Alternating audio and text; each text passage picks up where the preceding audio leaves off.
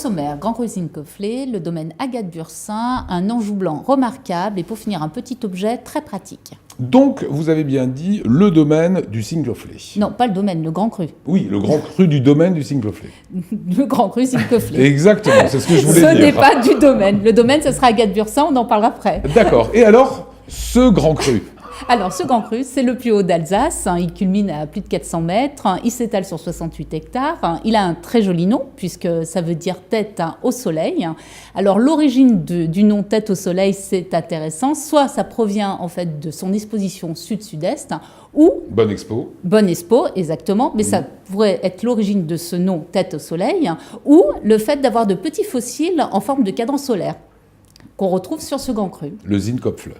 Le Zinc-Cofflet. Exactement. Grand Cru qui bénéficie d'un microclimat, on peut parler de ça? Oui, il est protégé notamment des Vosges par le petit ballon et le grand ballon. La pluviométrie est réduite et les vents qui balayent quotidiennement la vallée permettent sont propices à la surmaturité, à la maturité des raisins. Voilà. Autre particularité de ce vin, il faut expliquer, Christian Geismann est un très, très amateur. Hein. Oui.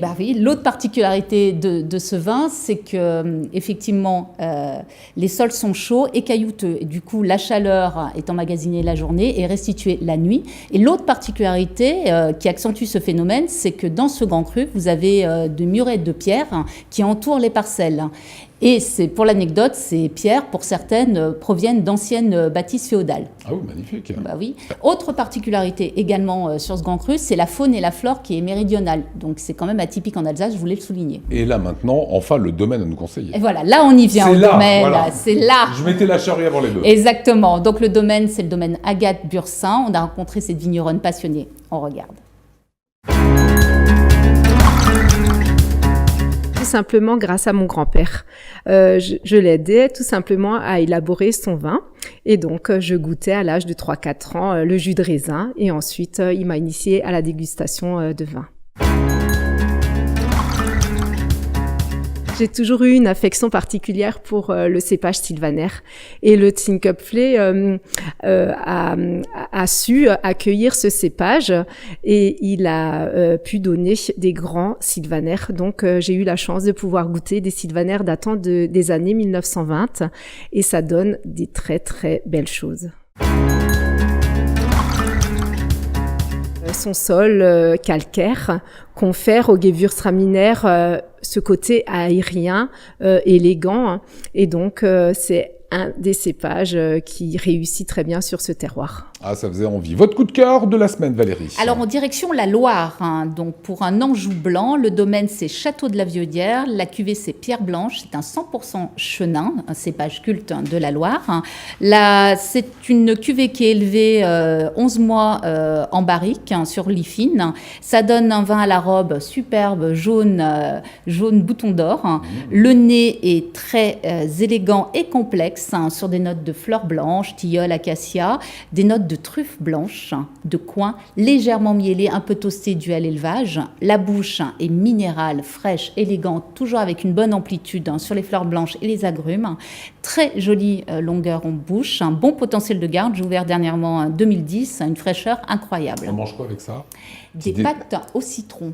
Des pâtes au citron. Des pâtes au citron. Le citron ne tue pas le vin. Alors, le citron ne tue pas le vin parce qu'il est crémé dans les pâtes également. Le citron va accentuer le côté agrume de votre vin et la minéralité.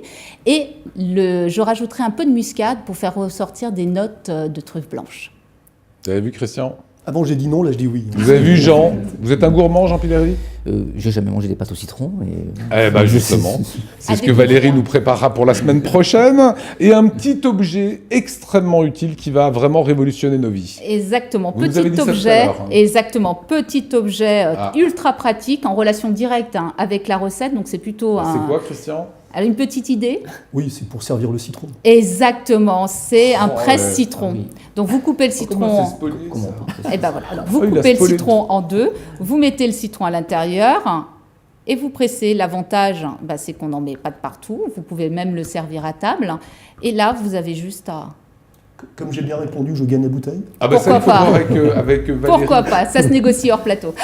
Voilà, donc on met le citron là-dedans, on presse. Un demi-citron, évidemment. Ah bah oui, c'est ce que j'ai dit. On oui, coupe le citron en deux. J'avais bien entendu. Donc on reprécise. Voilà.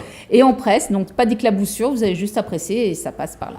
Voilà. Voilà, l'abus de Petit citron. objet. Eh ben, il n'y en a pas, mais l'abus d'alcool, c'est dangereux pour la santé. Toutes ces informations, vous les retrouvez sur ce site, excellent site, apicurien.fr, avec cette bouteille que vous avez proposée. Oui. Un ordre de prix peut-être ? Moins de 10 €. Moins de 10 €. Et un vin incroyable. Eh ben, vous savez qu'on aime bien les vins de moins de 10 €. Eh ben oui, Voilà, je parce vous le que- propose. Eh bien écoutez, on va le goûter. On a bien noté que le 2010, c'était une tuerie. Oui, alors ça ne sera pas un 2010 mais là en l'occurrence 2010 c'était une tuerie.